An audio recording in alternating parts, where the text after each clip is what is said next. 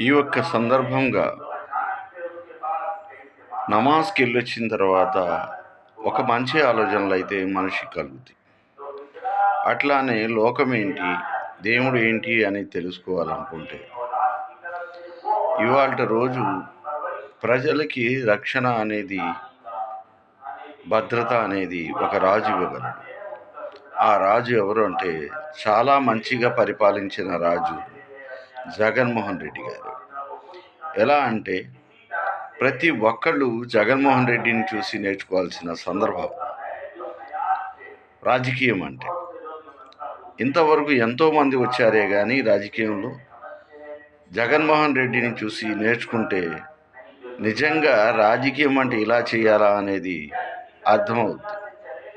రాజకీయం అనేది డబ్బు సంపాదించుకునే బాట కాదు, ఒక అదృష్టం.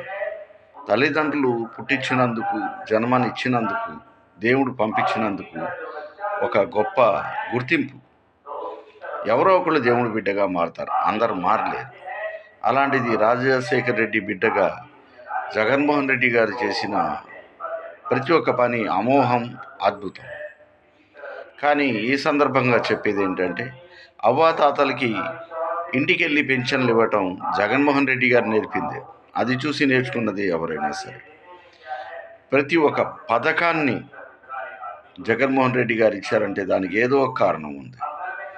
అట్లానే వారంటీ వ్యవస్థని పెట్టి లంచగొండితనాన్ని అరకట్టడానికి జనాలు పనిచేసుకునే వాళ్ళు స్వచ్ఛందంగా ఆఫీసుల చుట్టూ తిరగకుండా వారంటీ వ్యవస్థని పెట్టి డోర్ టు డోర్ అవసరాలు తీర్చిన రాజు ఎవరంటే జగన్మోహన్ రెడ్డి గారు. ఇవన్నీ నిజమైన మాటలు కదా. ఆయన పెట్టిన పథకాలు అయితే నోటికి అందవు, ఎన్నో పెట్టారు.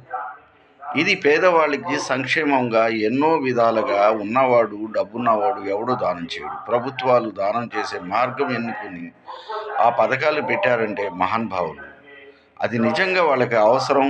వాళ్ళకి ఈ ఒక్క టైంలో విపరీతంగా పెరిగిన ధరల వల్ల, పెరిగిపోతున్న ధరల వల్ల ఈ పథకాలు ఇవ్వటం అవసరమని ఆలోచించి పెట్టారు. కానీ చాలామంది మోసగించే వాళ్ళు చాలామంది వస్తున్నారు. వాళ్ళు ఉన్నారు, వీళ్ళు ఉన్నారు. కానీ దేవుడి బిడ్డ ఎవరనేది మీరే అర్థం చేసుకోండి. అలా మనిషి భూమి మీద బతికింది ఎంతకాలం అనేది కాదు, ఏం తిన్నామా అనేది కాదు, ఏం చేశామా అన్నది. ప్రతి ఒక్క గుండెల్లో నేను ఉండాలా అనుకున్నాడు. ఆ మహానుభావుడు నమాజ్కి వెళ్ళి వచ్చిన సందర్భంలో, ఆ మంచి ప్రార్థన చేసి వచ్చిన సందర్భంలో ఈ మాటలు గుర్తొచ్చినాయి. జగన్మోహన్ రెడ్డి లేని లోటు మాకు ఎంతో బాధ కలుగుతుంది. ప్రతి పేదవాడు గుర్తింపు చేసుకోవాల్సిన అవసరం